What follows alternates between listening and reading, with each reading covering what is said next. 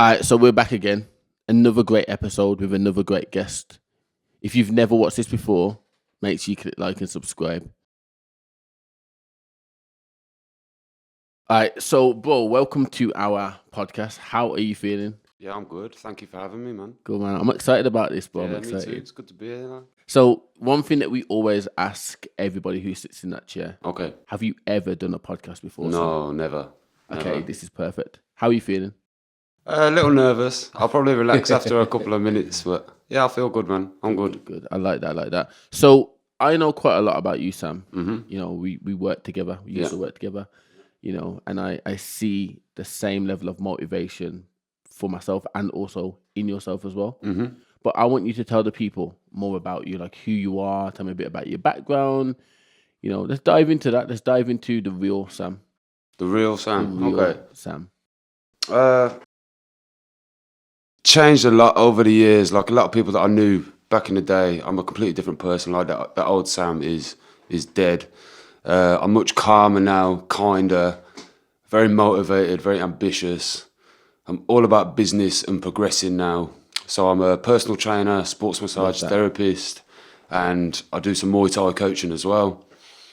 What else do you want to know? So what was home life like? I feel like that's a very good... When we're looking at opening a book, we always start from the introduction. So you've told me that your name's Sam. We know that now. Okay. You know, but what was the upbringing of Sam Deacon like? Where were you born? How deep do you want to go? You want to go deep? But hit me with the real. Okay, cool. Young childhood was great. I was okay at school. Parents divorced at 11 when I was 11. And that was like a big trauma moment for me.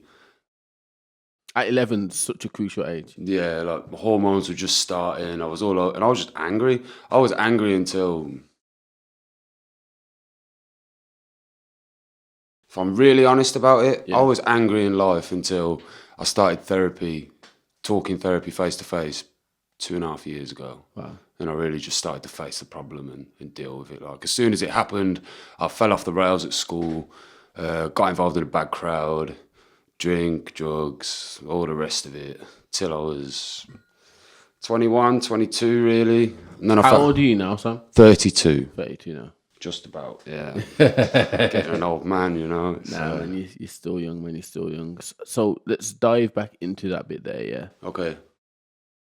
Being, you know, at the age of 11 and going through that, that if I had to put myself in that position, it would have shaken me right the way up. And I look at myself as a stable person, but something so symbolic at the age of 11, when you don't know yourself, you don't know your friends, you don't even know how to cook, you don't really know how to wash yourself, you go through puberty, and now you've got to deal with divorce of your parents. Like, do you remember that specific day? Yeah, I remember the day we found out. We were meant to go away on a family holiday. My mum couldn't come because she was at work.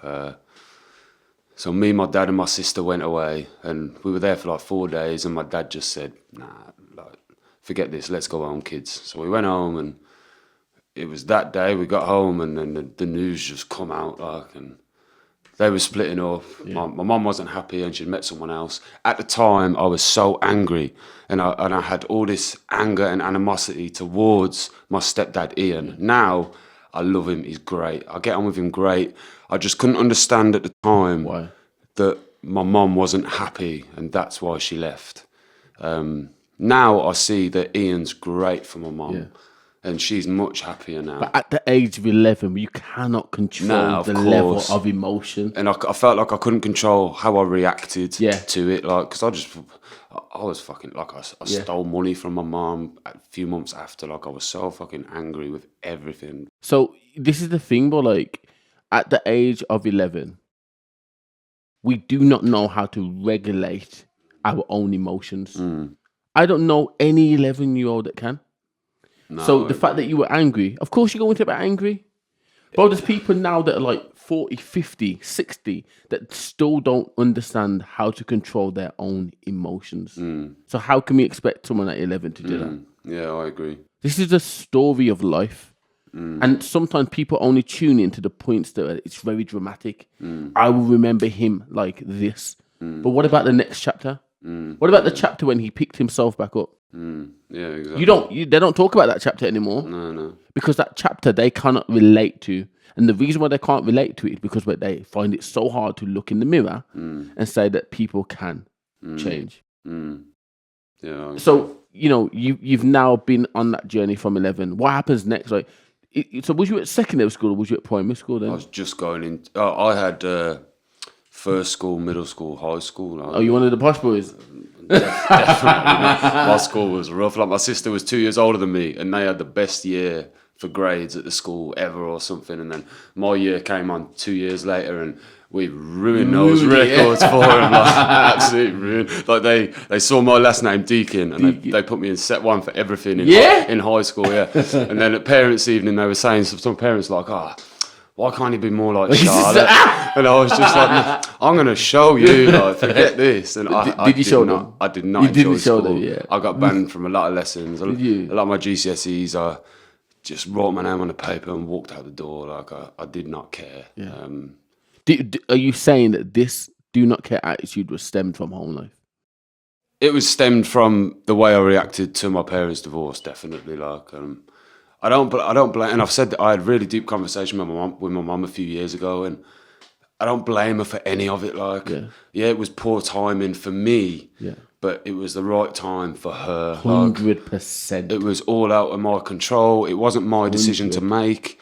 And now I see how she is now. Yeah. Like, it was all worth it for her, She did the right thing at the time. And my dad's wicked still. Like, I have a great relationship with both my parents, and I'm very happy about that. Yeah. The beautiful thing, bro, about the weather is that it's seasonal. Sometimes it will rain, sometimes it's going to snow. And if you're in England, sometimes it'll do both of them on the same day. But the beautiful thing about the weather is that it's not the same forever. But that person that can go through all conditions, that's the true strength. So when it was at your mum's hardest point, bro, she had to go into the next season. Yeah. But her next season meant you were just about to go into yours. Yeah. What do you think you needed at the age of 11? What would have helped you in that storm? At the age, you're 32 now, yeah? What would have helped you at the age of 11? Honestly, I don't think there was anything that could have made me react or behave any different. My mum tried to take me to counselling then and help and get me some help then, and I did a few sessions, but I didn't open up. I was a kid, so I was really close to my gramps. I always spent a lot of time with him, my nana and gramps, so they helped me through a lot of stuff in life. But yeah, at the time, I was on a warpath. Like, it went as far as my mum bringing the police on me when I stole from her and stuff like this, and that was. I understand now that was to try and teach me discipline and some authority kind of thing. But at the time, I was like, whoa, that made me worse. I'm not gonna lie. Yeah. But yeah, if I'm honest, I don't think in that moment, in those few years, I was on my own warpath with it all, kind of thing. I reacted how I reacted. If, in hindsight, I'd love if I reacted different to it, because at the end of, I know it's a big thing to go through at 11, but there's bigger things I could have gone through. Like what? One of my parents could have died at the age of 11. I could have lost one of my parents or something like that. Or at the end, they split up. That was it. It was big for me, and I took it as the worst thing that could ever happen in my life at that time. But now I'm a lot older and wiser. Yeah, I shouldn't have reacted the way I reacted, to be fair. But I was, like we said, I was a kid. I was out of control of my emotions then. Your growth had to happen. Absolutely. But that takes a process, isn't it? Yeah, I didn't let myself grow for a long time. I was stuck in a loop for years. What clicked? What made it click? I know we're talking about your history, but what made you click and say, okay, I need to now grow through what I'm going through? So I just kept failing at relationships, and something had to change in my life. But how do you know something had to change? Because when I really think about it, I was the problem, I was the problem. The steroid use, the chaoticness in my head. Do you think that this was stemmed back to the fact that you didn't deal? Yes. You know what I'm going to say? Yeah. What I'm going to say? Didn't deal with the trauma of my parents splitting up when I was 11 years old. And this is the thing, innit? It doesn't just go away. Nah, it doesn't. You can't just bury it and it disappears. It's there, and it affected every aspect of my life until I dealt with it. Like, as soon as I started dealing with it with therapy, and I stopped steroid use and I stopped bodybuilding and became healthier and happier in myself, all other aspects of my life started to fall into place. I never want to go back to who I was before. No chance. Yeah. And the thing about such a bold statement like this is, many people talk about it. Like, but we in fitness, bro. I hear people tell me all the time, I want to lose weight. All right, cool. And I'll say, you need to do this. And they will do a fraction of what I asked them to. And they will lose it. But then if I go back to them in a month from now, the thing that they had sorted on day 1 and day 2, they're going back to the same thing. Okay.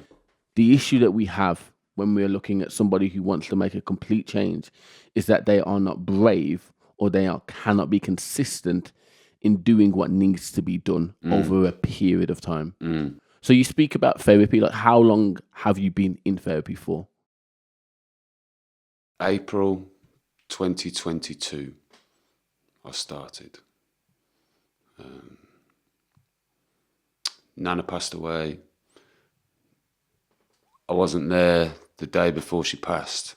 And by the time I got there on the day she passed, she was pretty much unconscious. She knew I was there, but barely. And the only reason I wasn't there the day before, like, I was there having a conversation with my gramps. My nana was in bed. She came down and it was, oh, sorry, Nana, I've got to go and train. And I went to train, carried on. And then next day she passed, and I just thought straight away, there's more to life, man. There's more to life than this bodybuilding for me. I want more from my life. I was giving everything to it. Missed so many social events, same meals, same 5-6 meals every day for however many years. Like, I just had enough. And as soon as I stopped the steroids and realised that I needed to grow, that's when it was like, because my previous partners recommended therapy, my mom recommended therapy, and I was everywhere you're here. And I was always like, oh nah. And then as soon as I realised, like, yeah, I'm the problem. Like, I need to fix something here. Something's not clicking. Something's not right. I'm going round and round in circles in life. Did my research, found someone I got on with, and never looked back. Love that. I love that. I'm a massive believer in being heard.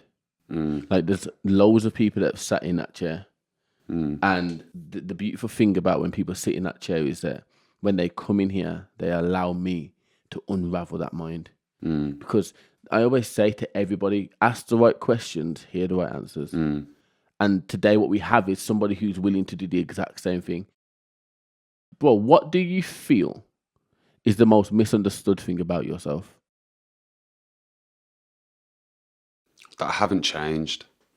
That I'm still the same old, angry, horrible, inconsiderate Sam. And that's not who I am anymore. Like, I always had a kind heart, always. But I was probably selfish because I put my own emotions before others, especially the people closest to me, which I would now see was never fair on them. Like, life is a two-way thing, especially in a relationship or whatever. It's a two-way street. And I understand that now, but yeah, I think it's the fact people just assume that I'm the same person, man, when I'm far from it. Do you not think that that's okay if they assume that? Absolutely, yeah. Yeah, I think it's okay for people to think what they want. You can think whatever you want. Yeah, makes no difference to me now, kind of thing, yeah. To me at all. Absolutely. Because when I look around and I see who was consistent, like, if I was to bring this back to myself, like, I look at people who have been consistent, and that doesn't mean day one. Like, I've got a friend called Indy, and he's a massive believer about the day one stuff.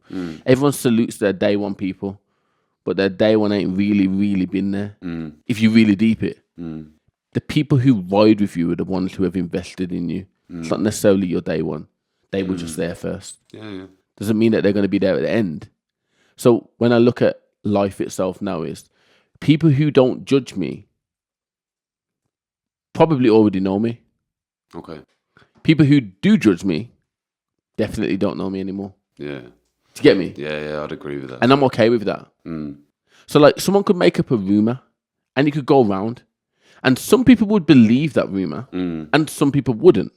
The people who know me will know the truth. The people who don't know me will believe whatever they want to believe. Both times, it isn't your problem. Yeah. And as long as we make peace with the basics of this, life will be more happier. Because imagine you going around and saying, no, I'm not that person anymore. Then to the next person, no, I'm not that person anymore. Yeah, Bro, at what point are you meant to say, I can't do any more of a convincing? That's why I don't really. You can't, bro. Yeah. There's no point. All you can do is focus on you and bettering yourself 1% better every single day. And this is why we are what we do. Like we are in the fitness industry because we see this level of potential in other people. What scares you the most in life? Like, don't give me no boring answer. Hit me with it. What scares you the most? Like, what is that thing that you're thinking about right now that you don't want to share? That thing there, that's what I want to know. What scares you, Sam? Being with the wrong woman again. That's fair. Yeah. I feel like that is very fair. Yeah, I can't choose wrong again. I can't. Even though I've said I was the problem, obviously there were things that I needed reciprocating that I didn't get. Otherwise, I'd have never been an arsehole anyway, you know. I wouldn't have ended up being a bad guy. So yeah, I just can't choose wrong again. I'm 32 now. I'm ready for the wife, the kids, and all that, and I just need to be with the right person, you know. So that's probably what scares me. Do you feel like you're ready? Yes. How do you know? Because I'm happy in myself now. I'm fine by myself. I love time to myself. But now I'm ready for my dog to have a dog mom again. You know, she definitely misses having a woman around, and I do too, you know. I hear that. But before we dive into this, what journey have you been on? Like, we all know. I know. Yeah, you know. I know how much time you took away. But it's very imperative that we speak, you know, the path. We've highlighted numerous things in your life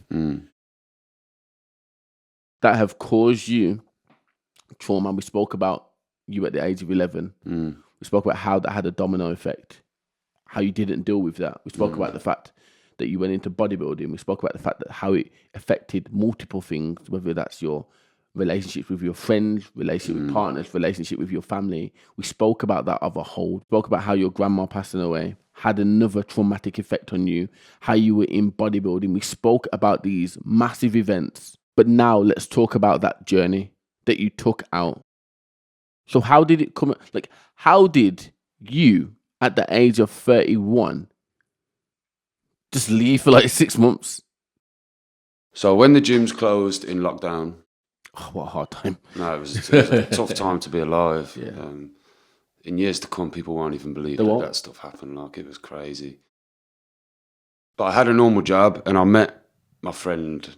He won't mind me naming him, Nave Shelley. Like, and we just became pals in this workplace. So it was just a deadbeat job. I think what were we packing? Like Amazon parcels. Something. It weren't Amazon parcels. It was like the robots for the Amazon depots. We were packing them up and shipping them up.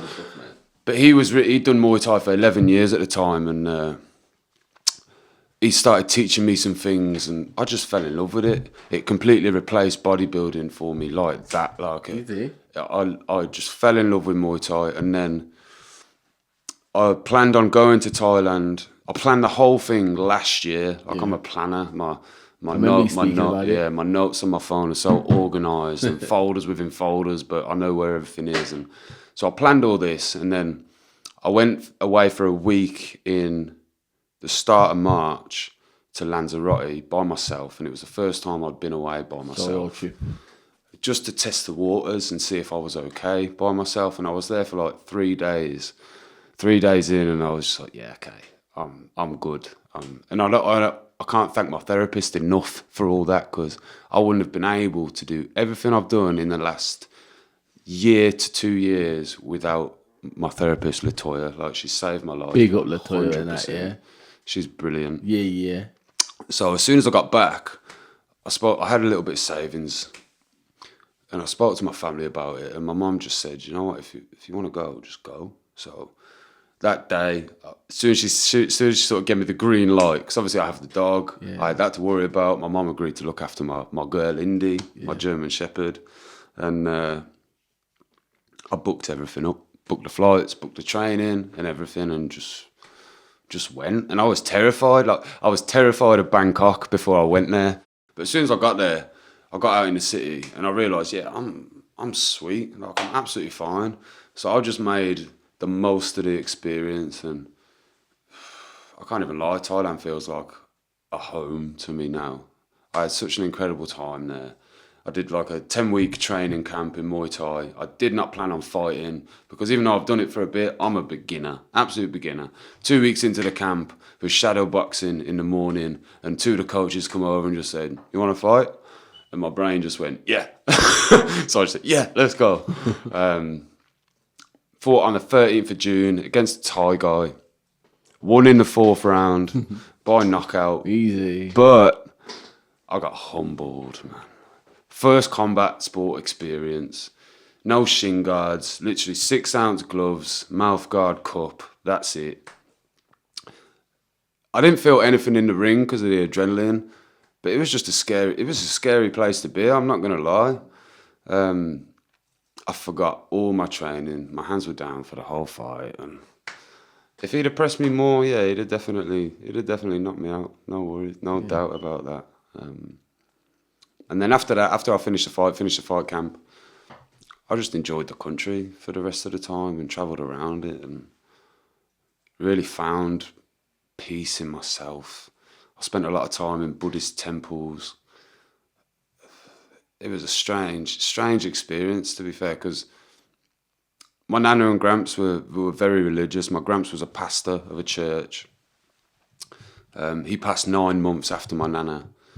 He just didn't want to be here without her, to be fair. And I've never really been religious until Thailand. Yeah. Until I found this connection with Buddhism, and I just felt such peace, and that peace hasn't really gone. Like, yeah, there's the chaos of the UK now that I'm back, and being over there made me see how tough and difficult life is here, kind of thing, because it's just a different world. But I'm determined not to get caught up in it all again and keep that level of peace in my mind, which I did find through temples and Muay Thai. Like, if I don't train Muay Thai now, like, I go 4 or 5 times a week to my gym in West Brom, Dominate Academy. Shout out Dominate, Yeah, it's a wicked place. Nathan Bendon is the head coach. He won his 2nd world title last weekend. Yeah, we know who Nathan is. Yeah, you know Nathan. Nice, I like that. 1st round knockout. Go on, Nathan. Smashed it. Yeah, if I don't do Muay Thai now, I notice quick that I'm itching to get moving and get training again, because movement is life at the end of the day. Whenever I'm stagnant, sat still, I'm not happy now. I need to keep moving forward and keep growing. You need to grow through what you go through. We spoke about this. The element of you being in the ring, you were facing your 11-year-old mindset. Yeah, I was. But you've had therapy now, bro. So of course you're going to knock him out. Of course you're going to find peace. What's your therapist's name? Latoya. She helped you find peace before you were even in the ring. Absolutely, I agree. So of course you were going to win. How could you come out of that any other way? That had to be the only outcome. And again, it always goes back to that perspective. Who you see me here today, thank you. But who you remember me as, well, that's your choice now, isn't it? Absolutely. Like, I'm grateful for every little bit of trauma that's happened to me now, because I would not be the person I am today without every single step that's happened so far happening. How do you feel when you look in the mirror now? How do you feel? Just at peace. I don't hate myself anymore.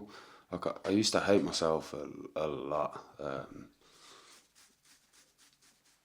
Yeah, we can go into it. Like, I've been had some suicidal moments in my life. Quite a lot where I just didn't want to be here anymore. It was intrusive thoughts is actually what it is. Latoya taught me that one. And I listened to them. I hated myself for years. Didn't believe in myself for years.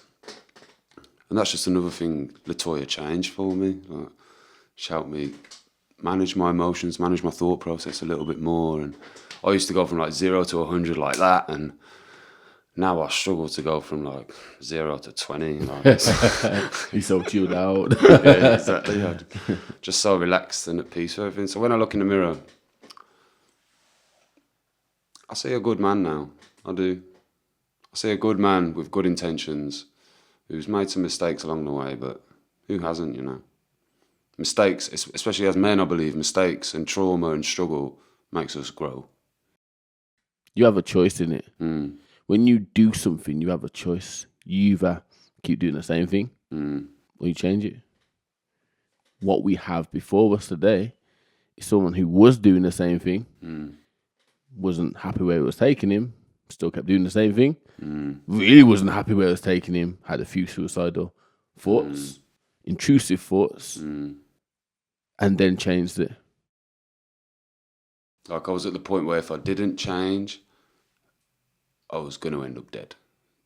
Definitely. Like, because I've never been afraid of dying, like, ever, really. It doesn't scare me. The thing that always stopped me, even trying, like I've planned it. Like, I've planned it enough times. And the things that's always stopped me is I could not put the people closest to me through that. I stay here for them. And now I'm glad I stayed here for them because now I want to be here. I don't want to go anywhere now. Like, I like the world. I like life. Yeah.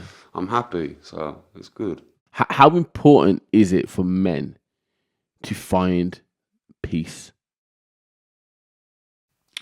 I think it should be top of everyone's checklist. Because you see, you still today, you meet a lot of, especially older men, like the 50, 60-year-old men, and they've clearly had something happen early on in life that they've never dealt with because of that tough guy mentality, buck up, get on with it kind of thing. And they don't like to open up. But if they did open up, it's the door to growth. But they have to open up the right way. Like, but I'll relate this to AJ, bro. Like, the other day, he just had a fight, yeah.